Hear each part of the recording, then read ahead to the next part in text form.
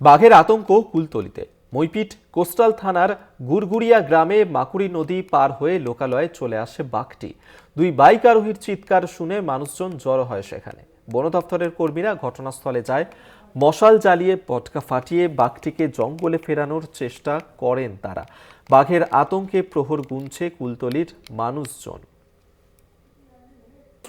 কুলতলির মানুষজন তারা আতঙ্কিত হয়ে পড়েছেন এই বাঘের কারণে, কারণ লোকালয়ে চলে আসে ওই বাঘটি এবং সেখানে বাইক চালক তাদের চিৎকার শুনে মানুষজন জড়ো হন সেখানে। বন দপ্তরেও খবর দেওয়া হয় এবং বন দপ্তরও ঘটনাস্থলে এসে পটকা ফাটিয়ে আগুন জ্বালিয়ে ওই বাঘটিকে জঙ্গলে ফেরানোর চেষ্টা চালান। বাঘের আতঙ্ক কুলতলিতে মইপিট কোস্টাল থানার গুড়গুড়িয়া গ্রামে। মাকুড়ি নদী পার হয়ে লোকালয়ে চলে আসে ওই বাঘটি। রাজু দাস আমাদের সঙ্গে টেলিফোনে রয়েছেন, প্রতিনিধি বিস্তারিত জানবো। রাজু, কতটা আতঙ্কিত এই বাঘের কারণে স্থানীয় মানুষজন, অন্যদিকে বন দফতর তারা কি এই বাঘটিকে বনে ফেরাতে পেরেছেন?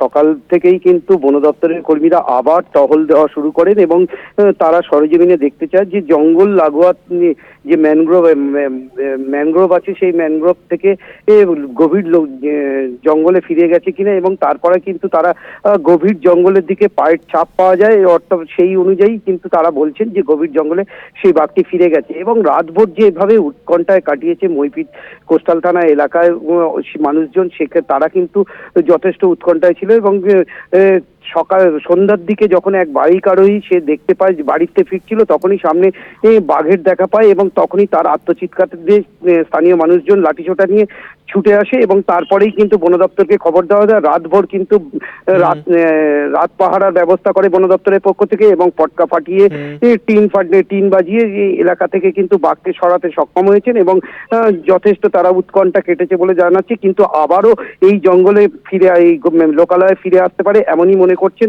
এই কারণে আতঙ্কিত রয়েছেন সেখানকার স্থানীয় মানুষজন। আপাতত ধন্যবাদ। রাজু দাস টেলিফোনে ছিলেন প্রতিনিধি।